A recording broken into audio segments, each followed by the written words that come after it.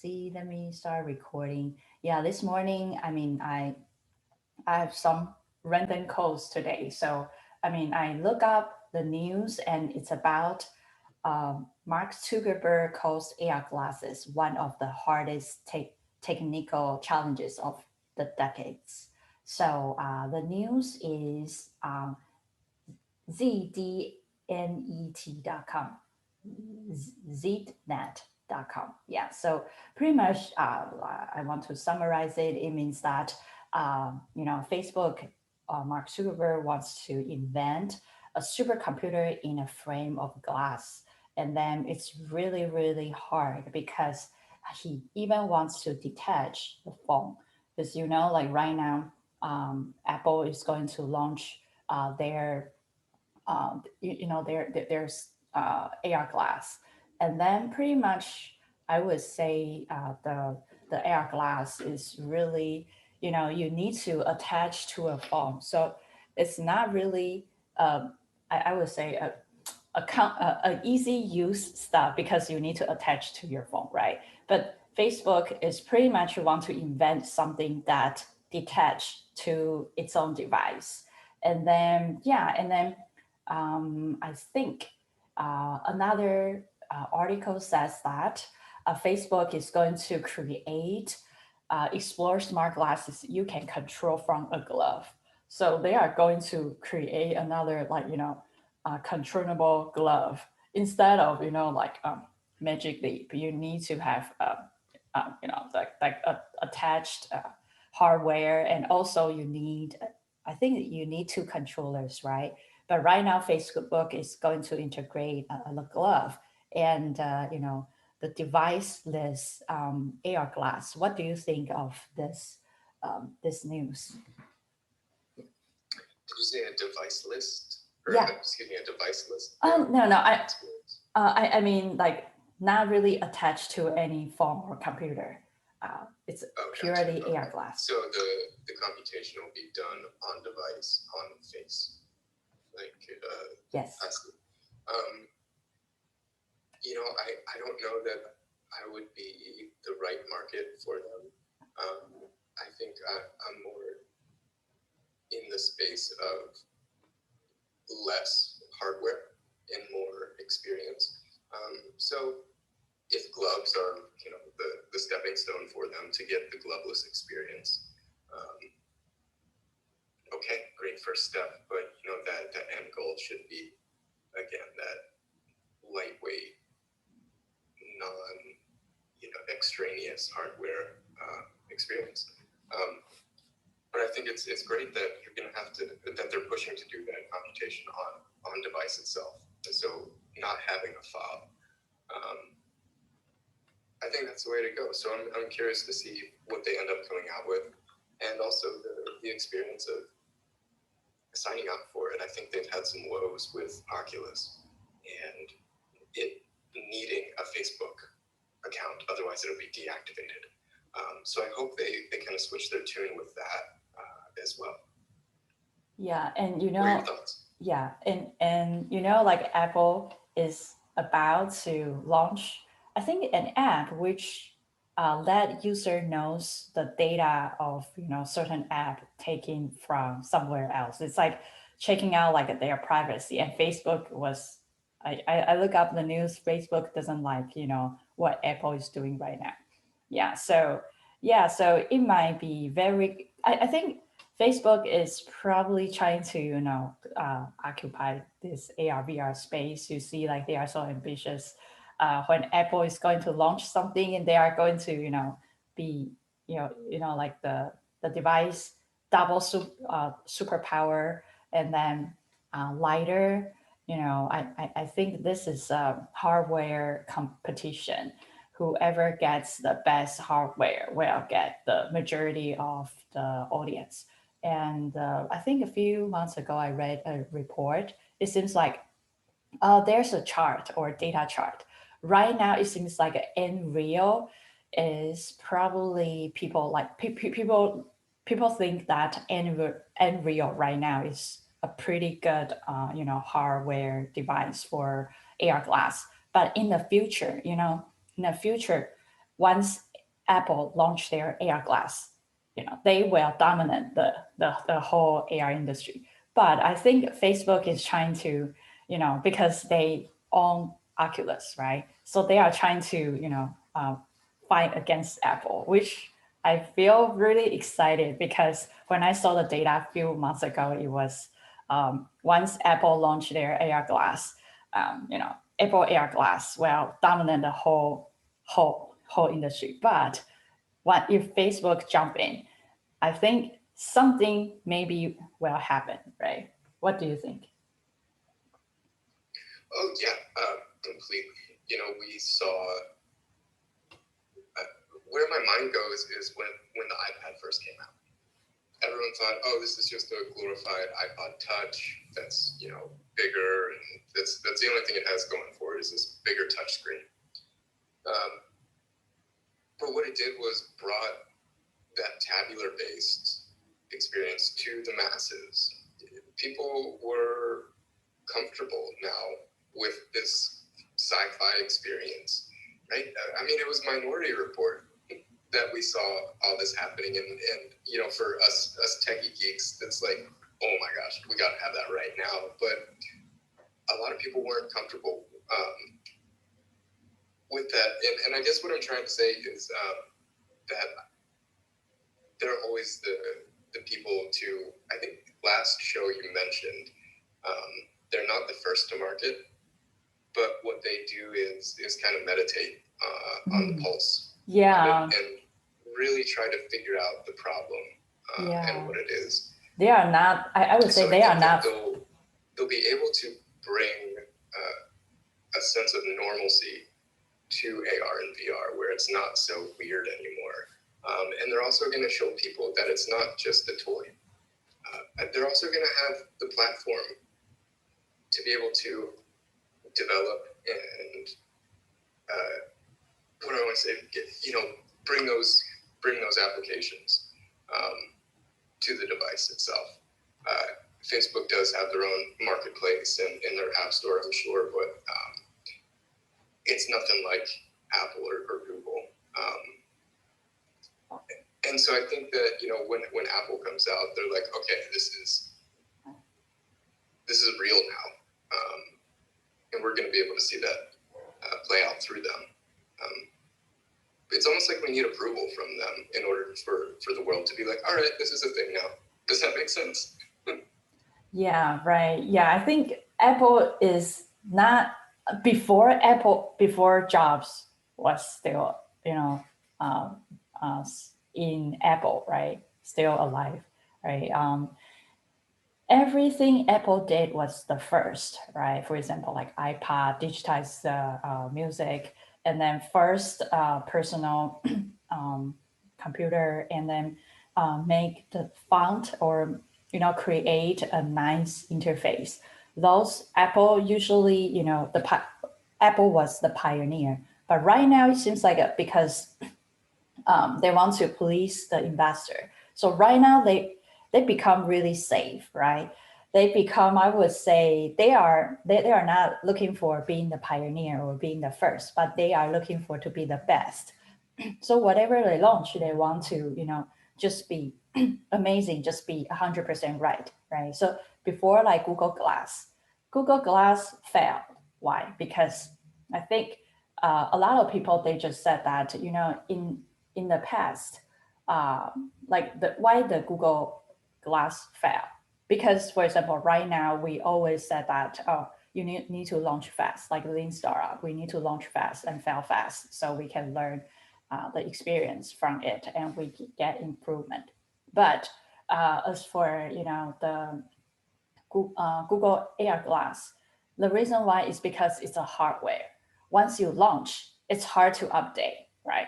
Because it's hardware. So hardware, you need to make it right, or it will fail. People won't trust it, and less people will use it. So you need to plan more before it launch. I think this probably like the spirit of Apple. They'd rather take a lot of years. You see, like they are not seeking for to keep like fast launch, right? Even though I know that Apple has already like start developing AR glass for a long, long time, but they just, because right now I think COVID, delayed the chip, the computer chips manufacturers. So that's why I think that's probably part of the reason that they need to postpone the production, and then yeah, so extend it and launch 2022. So yeah, so I think this will be very interesting, and more people get into the hardware. It means that the price will getting down and the quality will become better. So yeah, so I think this is great news, and Facebook is going to jump into the AR glass. Yeah, since they have the previous experience from Oculus Quest, I think they will. Yeah, they will be a super big competition to Apple AR Glass. And do you have any news you want to share today? I do. There was, let me pull it up here, an article that I saw um, about Sacramento, California. The police department, they're using virtual reality training to improve policing and to confront bias. So the subtext here reads, the technology will focus on de-escalation techniques, critical decision making, and peer intervention training as well. And they go on to have pictures of the police in uniform with the VR headsets. It looks like a Rift, an Index, and also a fake firearm. And to me, this is brilliant. I want to see more applications like this where we see a need. Police brutality is so much in the news and so popular, and it shouldn't be, right? We shouldn't have police brutality. We shouldn't have unlawful murders, and it all starts with training. As a human, we have these fear moments where we fight or flight.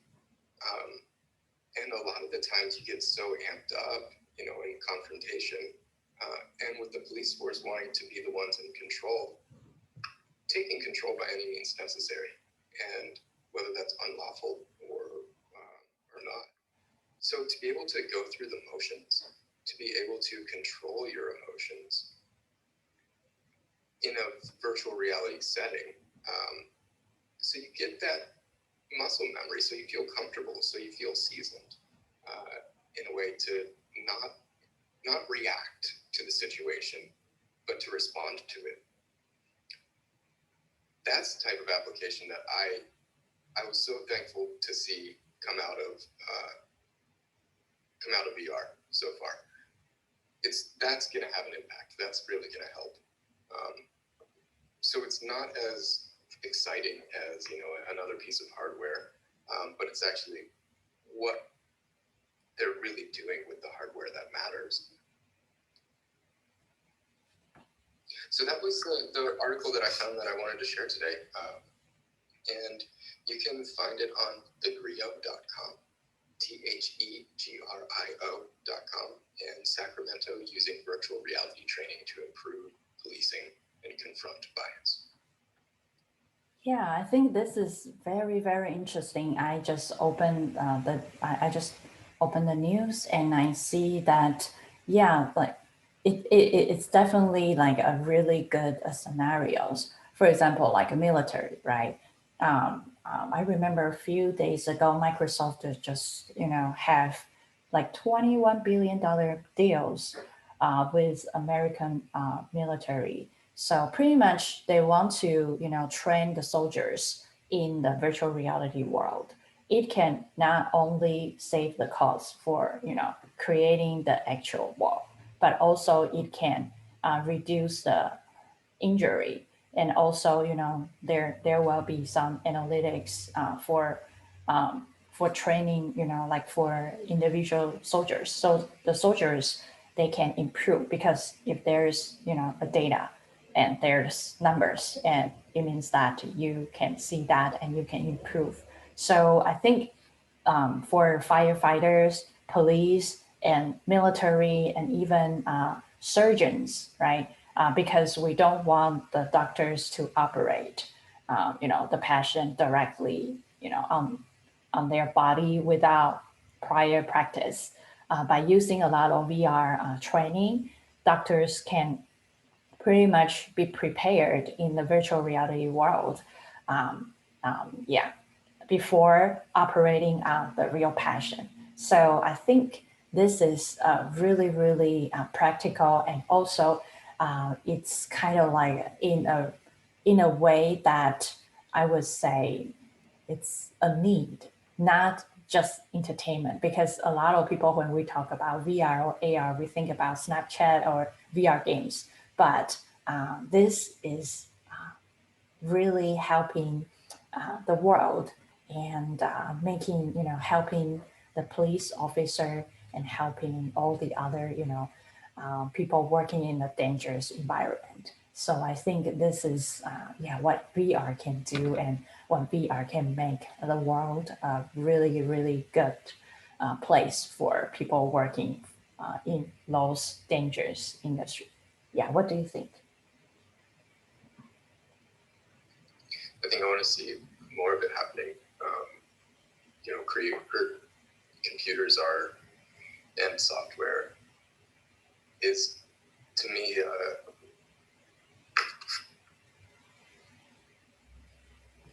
hello. Oh, Oh, sorry. hello. Yeah. Okay. Yeah. I was like, yeah. To me, computers are and software. It's just a way to solve a problem. That's what it's there for. And you chain your tasks together to make workflows, and your workflows to make applications, and your applications to solve a problem. And you're right. So much of it has just been, let's find the fun in it.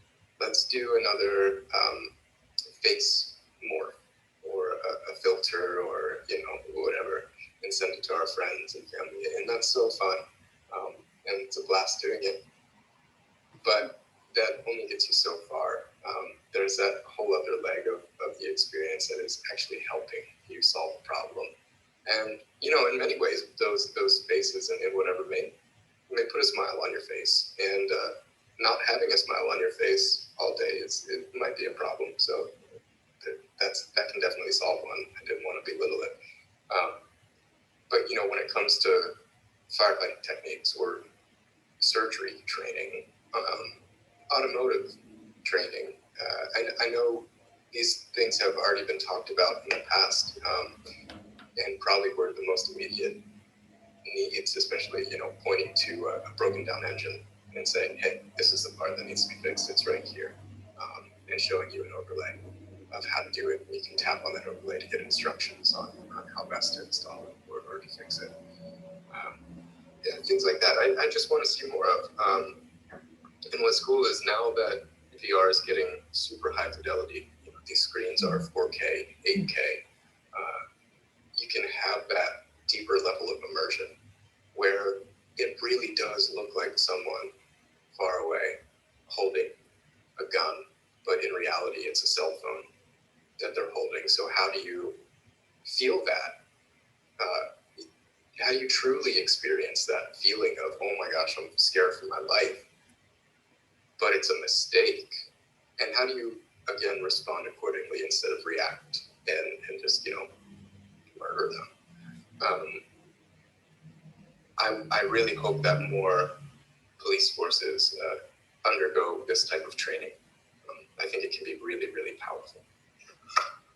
Yeah, I think definitely what you say is, I totally agree. Yeah, so VR can not only help us to, to feel more and experience more, but it also can, let us to, prevent a lot of dangers, or let us to practice before going to the actual place, or help us to, prevent a lot of unnecessary injuries. So yeah, so I think VR. And right now, I think as for device, I think we all need some, the device which is a little lighter, right?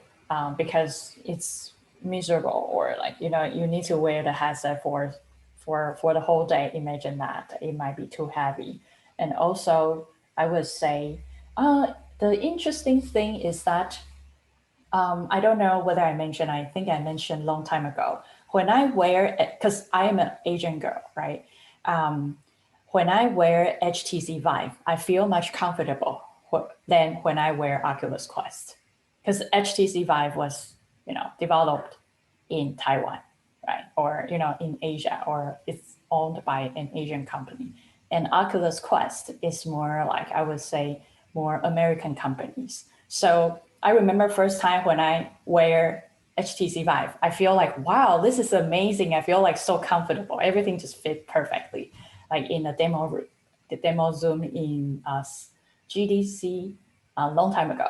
And then when I wear Oculus, I think it's a VRLA or something, some other exports. Uh, um, my headset just keep falling off. So yeah, so I think maybe we need to adjust, because I know the majority of developers are guys. So maybe the facial structure is different, and also maybe create some different molds for different races or people, because my face is a little flat, not as other people, like they have like big nose, right? They can kind of hold on the headset. So I don't know, I wish that the developers, they can be aware, or like when product designer, they can be aware of different types of humans face, right? So maybe for girls, they can make a headset smaller, or for Asian, for me, yeah, maybe can make it a little, flat, or like the shape maybe a little different, so it can stay on my face for longer.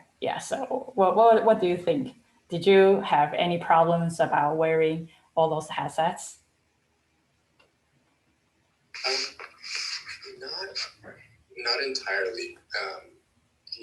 I have pretty average. Well, no, I guess my head is a little smaller than most. I wear like a size 7 in a fitted cap.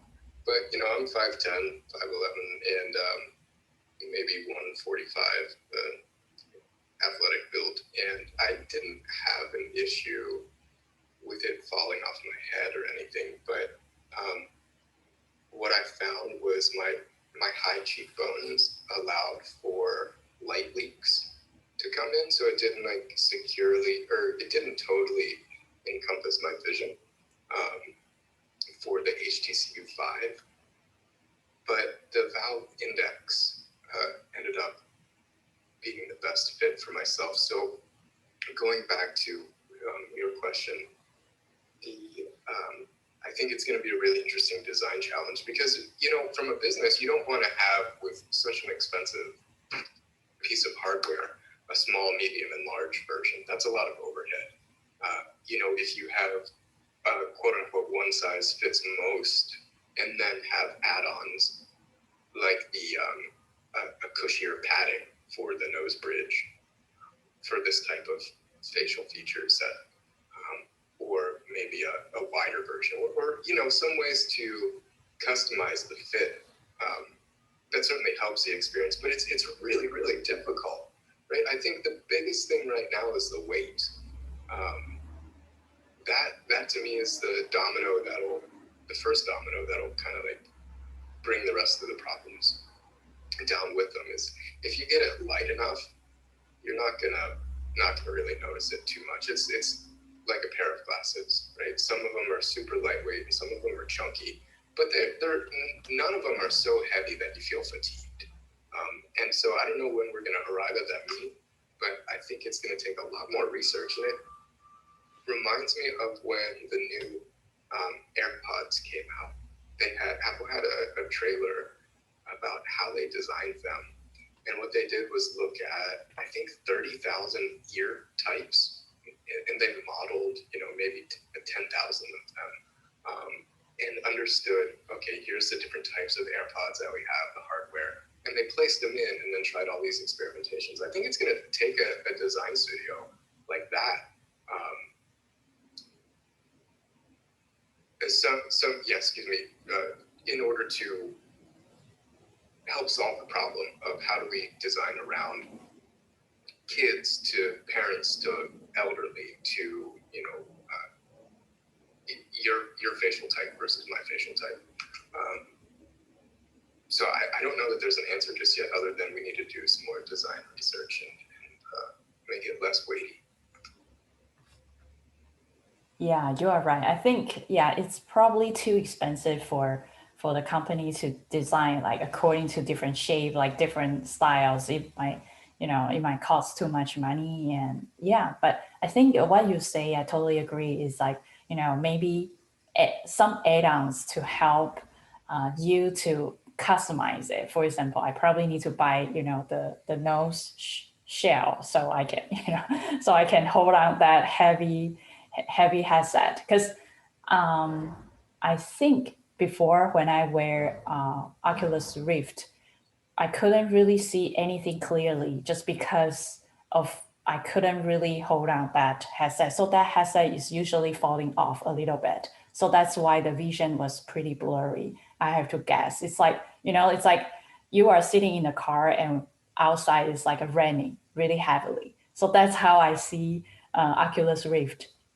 Yeah, and the head strap is, I think the headset is too big for me. So even though I make it really small, it's still like, not really stable. It just keep falling off. So yeah, so that's, I think putting some add-ons and reduce the weight that can definitely helps, or yeah, like user experience for, yeah, because I know they probably find the most genetic face and start molding and start creating, but there are a lot of people's face is not that types of general face. So yeah, so if Facebook or Apple, they can focus on those, then I think the user experience probably can be much better.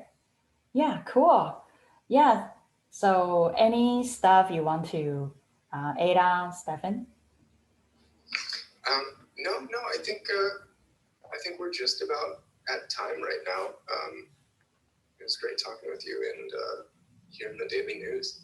Yeah, right. I feel like this routine is really good because it's kind of like make me wake up a little earlier. And I mean, even though I wake up super early, but I read the news and then I start thinking about it, because before when I read the news, I just read the news and I don't feel any, dots connection. But when I talk about it and when I think about it, especially talking with you, and then it kind of like, for example, I haven't thought of add-on stuff. I just, before I was like, oh, why Facebook or like Oculus can create some small version, right? Some small headsets. But yeah, you are right, because it's too expensive to create, a model. So I think add-on is a really, really good idea. Yeah, cool. Thank you for joining us today. And yeah, and I will see you tomorrow, right? So Monday to Friday. So we have 2 days rest. Yeah, I Okay, think that's a great cadence. cool. Awesome. Right, So yeah, bye bye and see you tomorrow. Bye bye. bye. Okay, thank you for joining us. And if you have any feedback, just let us know, if you want to join, or if you want any Clubhouse invitation, just message me and I will try to give you one. Okay, thank you so much and see you tomorrow. Bye bye.